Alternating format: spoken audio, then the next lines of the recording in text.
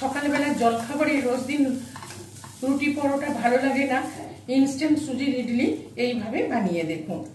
যে কেউ চট করে এটি বানিয়ে ফেলতে পারেন।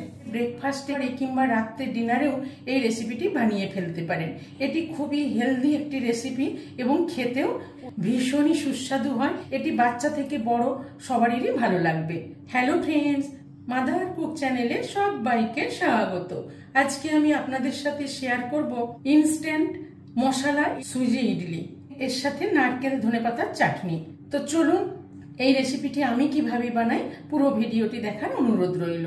সুজির ইডলি বানাবার জন্য এখানে দেখুন গ্যাসে একটা ফ্রাই প্যান চাপিয়ে হাফ চামচ মতো ঘি নিয়ে নিয়েছি। এই ঘিটা একটু দিয়ে দিলাম। ঘিটা গরম করে নিয়ে কিছুটা কাজু ভেঙে নিয়েছি, কাজুটা একটু ভেজে নেব। কাজুটা হালকা ব্রাউন করে ভেজে নিলাম। এবার কাজুটা উঠিয়ে নেব। একটু কিছু ফোড়ন দিয়ে দেবো। নিয়ে নিয়েছি হাফ চামচ গোটা জিরে, হাফ চামচ সাদা সর্ষে, হাফ চামচ বিউলির ডাল, হাফ চামচ ছোলার ডাল। এইগুলোকে একটু ভালো করে ভেজে নেব। এই মশলাগুলো একটু ভালো করে ভেজে নিলাম। এবার এখানে দিয়ে দেব হাফ ইঞ্চি আদা গ্রেট করে রেখেছি, দিয়ে দিলাম। আর একটা ছোট্ট গাজরকে গ্রেট করে রেখেছি, দিয়ে দিলাম। আর এখানে কিছুটা কারি পাতা নিয়েছি। কারি পাতাটাকে আমি হাত দিয়ে একদম ছোট ছোট করে কেটে দিয়ে দেবো। দিয়ে এগুলোকে একটু ভালো করে ভেজে নেব। গাজরটা আপনারা কাঁচা অবস্থাতেও গ্রেট করে দিতে পারেন, একটু ভেজে দিলে খুব ভালো লাগে। এবার এখানে দিয়ে দেবো 1 পিঞ্চ মতন হিং। হিংটা দিয়েও এই মশলার সাথে মিশিয়ে একটু ভেজে নেব। এটাকে ভালো করে ভেজে নিলাম। এবার এর মধ্যে দিয়ে দেবো 1 কাপ সুজি নিয়ে নিয়েছি। এই সুজিটা দিয়ে দিলাম।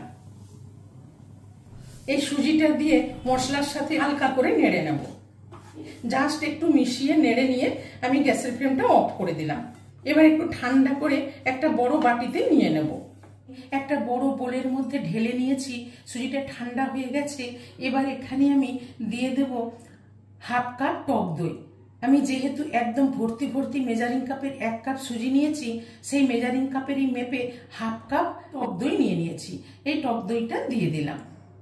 আর ওই কাপেরই মেপে কাপটা ধুয়ে হাফ কাপ জল দিয়ে দিলাম। দিয়ে এবার আস্তে আস্তে ভালো করে মিশিয়ে নেব।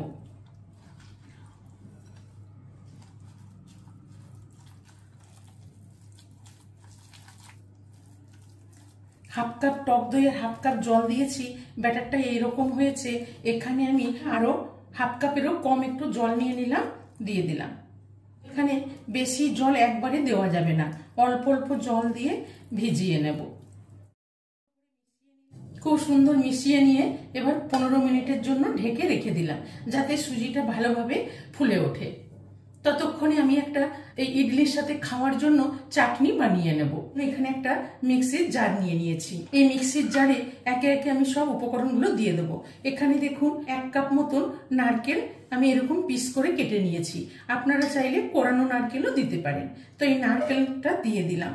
আর এখানে নিয়েছি হাফ ইঞ্চি আদা টুকরো করে নিয়েছি, হাফ ইঞ্চি আদাটা দিয়ে দিলাম। আর নিয়েছি 2টো কাঁচা লঙ্কা, কাঁচা লঙ্কা দুটো একটু ফাটিয়ে দিয়ে দিলাম। নিয়েছি 2 চামচ মতন ভাজা চিনেবাদাম, এই চিনেবাদামটা দিয়ে দিলাম।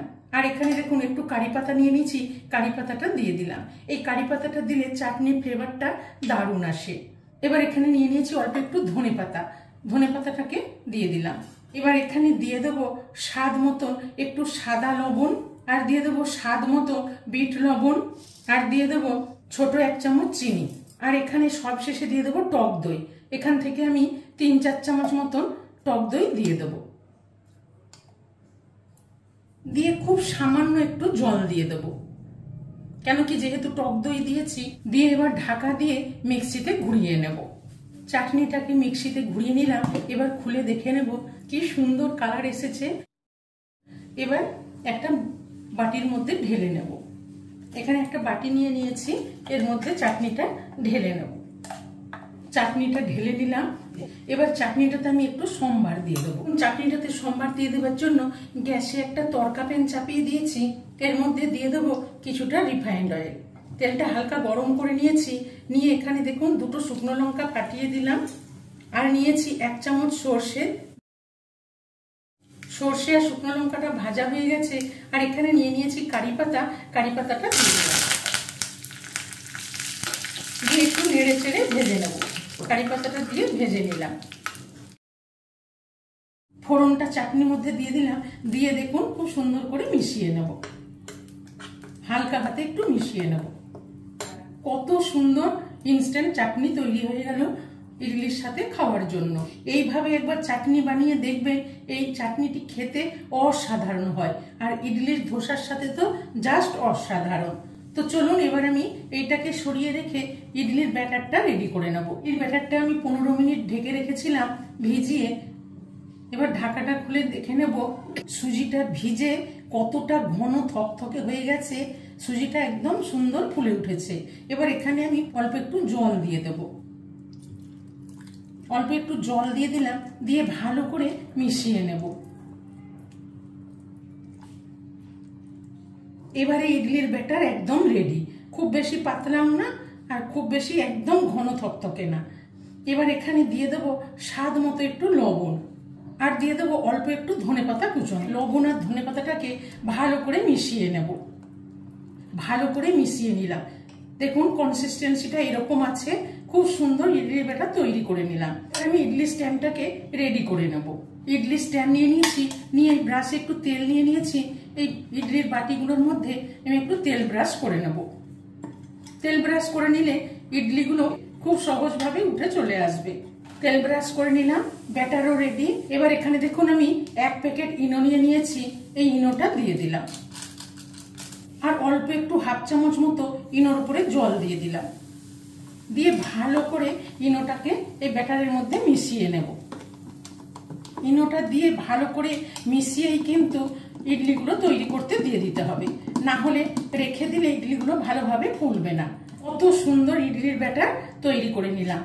এবার আমি সাথে এই ইডলির স্ট্যান্ডগুলোতে যে তেল ব্রাশ করে রেখেছি এবারে দিয়ে দেব।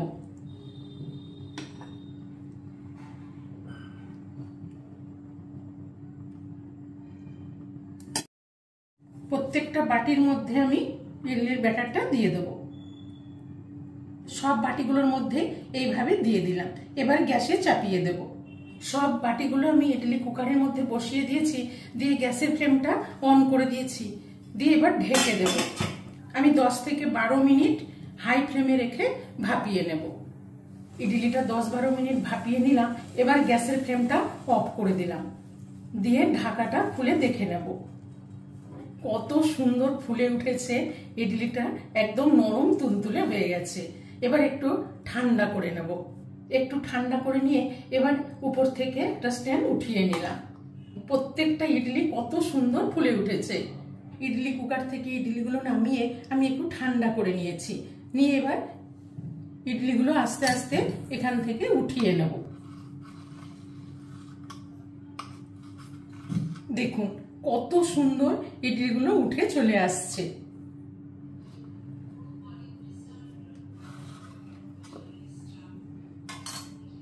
দেখুন বন্ধুরা, কত সুন্দর ইনস্ট্যান্ট রাভা ইডলি তৈরি হয়ে গেছে। এইভাবে প্রত্যেকটা ইডলি স্ট্যান্ড থেকে উঠিয়ে নেব। কত সুন্দর সহজভাবে উঠে চলে আসছে। কত সুন্দর ইনস্ট্যান্ট রাভা ইডলি তৈরি হয়ে গেছে। এবার দেখুন আমি গরম গরম এই ইডলি সার্ভ করে নেব। তো এবার আমি এখানে একটা সার্ভিং বোল নিয়ে নিয়েছি, এর মধ্যে ইডলিগুলো গরম গরম সার্ভ করে নেব। তো এই ইডলি রেসিপিটি ভালো লাগলে মাদার কুক চ্যানেলটিকে লাইক, শেয়ার এবং সাবস্ক্রাইব করার অনুরোধ রইল। পাশে থাকা বেল আইকনটা প্রেস করবেন, যখনই আমি নতুন কোনো ভিডিও আপলোড করব আপনাদের কাছে নোটিফিকেশন পৌঁছে যাবে। এবার এই ইডলির সাথে চাটনি পরিবেশন করে নিলাম।